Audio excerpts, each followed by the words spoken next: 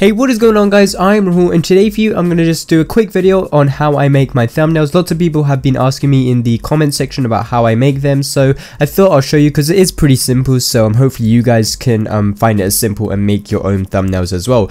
But before we go on into the actual video, just like to say follow me on Twitter. My @ is on screen now. If you do have any questions to ask me or anything, because I know lots of people ask questions in the comment section and I can't always get around to answering them. So if you do ask me on Twitter, you will definitely get a reply back, and it'll be pretty quick as well because I'm always on Twitter, and as I don't get many questions on there, it'll be easier for me to see your question because, well, it's easy, there'll be less there. Anyway, let's get straight on into it. We have to be using Photoshop for this, as this is the software I like to use to create my thumbnails. I have two kind of default thumbnail templates which I like to use. I've got this one and then my CSGO one. This thumbnail template is the old style which I used to use, so it's I've got three kind of well, I've got two groups and then a kind of background of just 720p. You want to be making sure that your thumbnail is 1280 by 720, as that is like the recommended size from YouTube for your thumbnails, basically because it just works the best, and like 1080p is just too big. Anything smaller than 720 is too small, so 720 is like the sweet spot. For the top part, I've just got this, and then same for the bottom. It just depends on what kind of picture it is and where like the focal point is. If it's more focused things happening within the top, then I'll have the text on the bottom. Likewise, stuff happening on the bottom have text on top. So this was pretty simple to make. I'll show you how I made it. I just have to show you one of these because to make one of these, then to make the other, I basically just copied it over. But I started off with this is just basically my logo. I've got this in the bottom corner. This is basically a font which I used. I think we can, if we go like this, yeah, we can. Oh, all the layers are locked, whoops, my bad. But I can just unlock these layers. But basically, yeah, we just have this. I put the R, just typed it. It's some font called Slice Regular, and then I changed the transparency down, and there it's just going to be in the corner. So say when there's a image or something, let's just get one of my screenshots like this one. When there's a image, if you want to go in, then in the bottom corner, there will be my logo like that. Then we've got, going down, we've got change and change. These are two text files. This is change and change, and then we've got the bar. Now for the bar, we've got a few effects on this bar. So what we have got is just a gradient overlay, which goes from like a light or dark orange to a light orange, and then we've also got a pattern overlay, which are scan lines.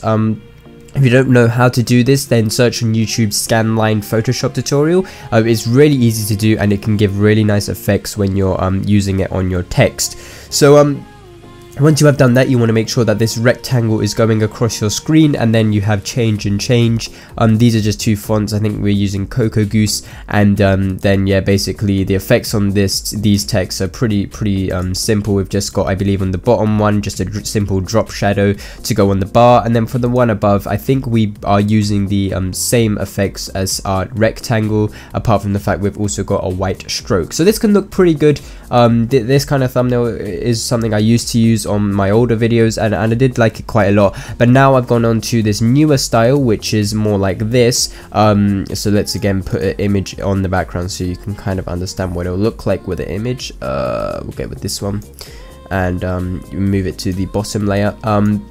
When I have now with these thumbnails, another thing which I like to do is with the image, I have these adjustments up here, and then I just like maybe up the vibrance or something, and whoops, if we actually want to up the vibrance and stuff, and yeah, I just mess around with different effects and see what works. But for these Grand Theft Auto ones, the image already looks good, so it's all cool. And this is pretty much the same as the other thumbnail, apart from the fact we've got a few new things. So we're starting off, we've got this little rectangle which I cut in half to go on half the screen. It was completely white, and it changed the opacity down to 8%, and then this just gives kind of like a shine on the video, on the thumbnail. As you can see, we've got this line going across, so if we take it off and on, off, on, you can kind of see the difference, kind of like at opticians where they change the glass and they're like with it, without it, you've got no idea what's changing, but you're just like, yeah, number one is better or something, but kind of like that. And then for the text, what we've got a font called Edo SZ, and then this is pretty nice. It's a really good font. I really like using it. I've got it across all my stuff, all my all the editing stuff I do, I now use this font. And basically on this font we've got quite a few effects actually. So what we're doing is we've got a stroke. This stroke has a gradient which goes from like a black to grey. As you can see, it goes from like black to grey. That's really good. I like that, having that dark gradient on the stroke. And then on the inner glow we've got this, so on the outsides it just glows inwards, and we've got this kind of like orange or reddish going to transparent, so the glow then fades out. So it's really nice effect to have on like the kind of outside of the text going in. For the gradient overlay, we've just got an orange to a lighter orange. This is standard stuff. I always like to have this orange kind of gradient on my text. And then finally we've got a slight drop shadow which has quite a big spread, so you can't really tell. It's not as easy to tell as the other drop shadow from the other thumbnail where it's like completely blocked. You can see it's there, but here it's kind of like muffled out, I guess you could say, and you can kind of see it. It's there, it adds a nice effect, really cool.